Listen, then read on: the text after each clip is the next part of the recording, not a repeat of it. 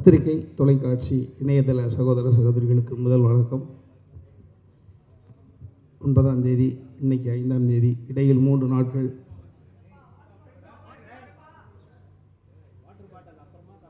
லால் சலாம்,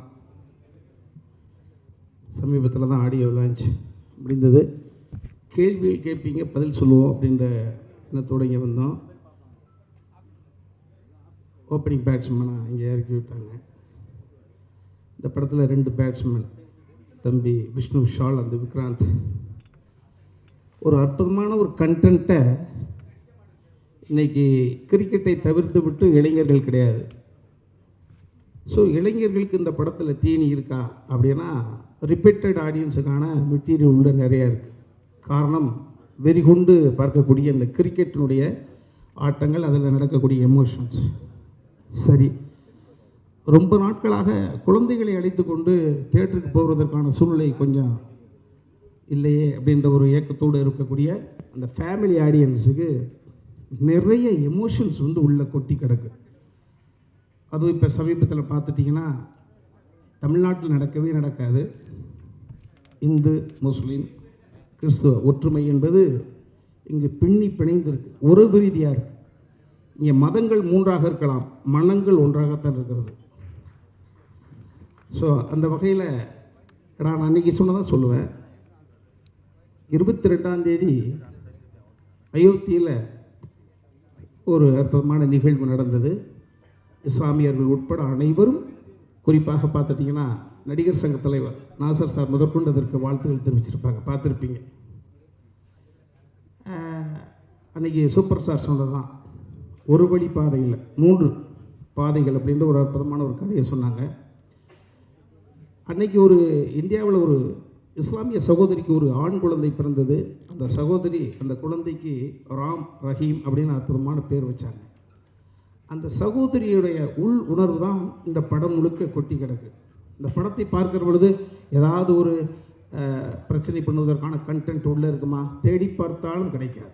எல்லா வழிகளையும் நியாயப்படுத்தக்கூடிய உணர்வுகளை அன்பு தம்பி விஷ்ணு கொடுத்த கதைக்கு அற்புதமான ஸ்க்ரீன் ப்ளே பண்ணி பாப்பா ஐஸ்வர்யா ரஜினிகாந்த் இயக்கியிருக்காங்க.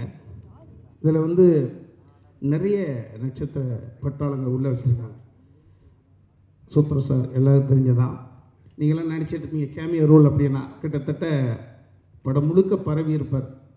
கேமியோ ரோல் தான், ஆனால் படத்தை உள்ளே பார்ப்பதற்கு தலைவரோட ஆடியன்ஸுக்கு உள்ள மெட்டீரியல் இருக்கா, தீனி இருக்கா, உள்ளே கொட்டி கிடக்கு. இயக்கியது அவருடைய மகள், விட்டுருவாங்களா? ஸோ அந்த வகையில் எனக்கு அண்ணன் செந்தில் அண்ணன், உயரத்தை மீறி வளர்ச்சி தொடுத்து கொண்டிருக்கக்கூடிய அன்பு தம்பி விவேக் பிரசன்னா, வளர்ந்து வரக்கூடிய இம்சை போல் தெரியக்கூடிய ஆசைப்படக்கூடிய அற்புதமான தம்பி பழைய ஜோகு தங்கத்துறை,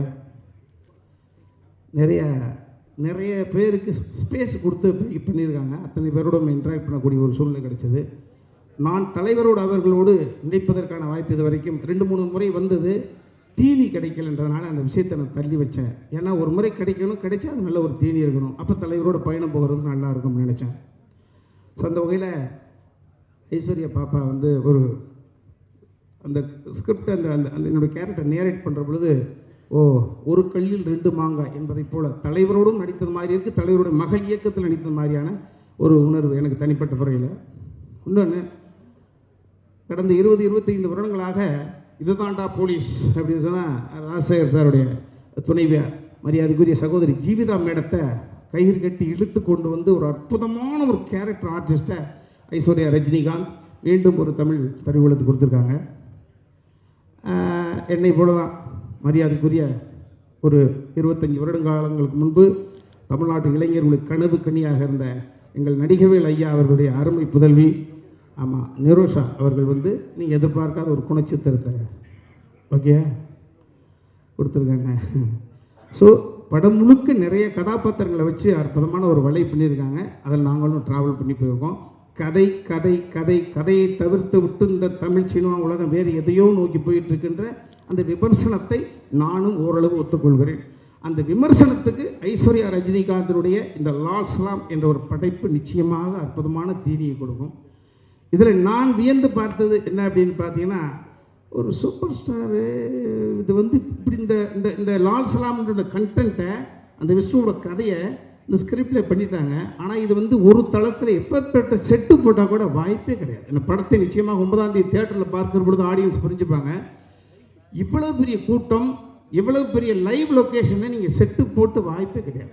அந்த ஊர்களுக்குள்ளே போய் இந்த அற்புதமான சீக்வன்ஸை ரெடி பண்ணி 10 கேமரா 3 கேமரா இது எப்படி சாத்தியமாகும் அப்படின்னா அந்த கண்டென்ட் அந்த கதை கேட்டது அவ்வளோ கூட்டங்களை தவிர்த்து விட்டு இந்த விஷயத்தை இந்த ப்ரெசென்ட் பண்ண முடியாது, இம்ப்ளிமெண்ட் பண்ண முடியாது. அதனால் நான் ரஜினி சாரை பார்த்து என்னப்பா அப்படின்னா அவங்க செஞ்சியில் வந்து படுத்திருக்காரு, திருவண்ணாமலையில் வந்து படுத்திருக்காரு, பாண்டிச்சேரியா வரேன்றாரு. வாய்ப்பே கிடையாது. இந்த படம் இல்லைன்னா எனக்கு இனிமேல் வாழ்க்கையில் என்ற மாதிரி ஒரு அப்கமிங் ஹீரோ என்ன செய்வாங்களோ அந்த ஒரு விஷயத்தை மகளுக்குன்னு சொல்ல மாட்டேன், இந்த கண்டென்ட்டுக்காக திரும்ப திரும்ப சொல்கிற கண்டென்ட் இந்த விஷயத்தை இந்த கேமியோ ரோல் மூலமாக நாளைக்கோ நாளை கழிச்சோ கூட தமிழ்நாட்டில் ஏதாவது ஒரு சின்ன அசம்பாவிதம் நடக்கலாம் என்று யாராவது ஒரு கருப்பு ஆடு வேலை செய்தால் கூட நிச்சயமாக இந்த லால் சலாம் படத்தினுடைய கருத்து என்று அவருடைய விஷயத்தை முறியடிக்கும். எந்த நாளும் தமிழ்நாட்டில் மதம் ஆச்சரியங்கள் நடக்கவே நடக்காது என்பது மிகப்பெரிய ஒரு தடுப்பு அணை இந்த லால் சலாம். அப்படி தான் நான் நினைக்கிறேன். ஒரு நல்ல படைப்பில் எனக்கு ஒரு அற்புதமான கதாபாத்திரத்தை தங்கச்சி கொடுத்தாங்க. மீண்டும் அவருக்கு நன்றி சொல்லி அடுத்தவர்களுக்கு வழிவிட்டு ஒதுங்கிறேன். நன்றி. யாராவது கேள்வி கேட்டால் அப்படின்னு பார்த்துக்கலாம்.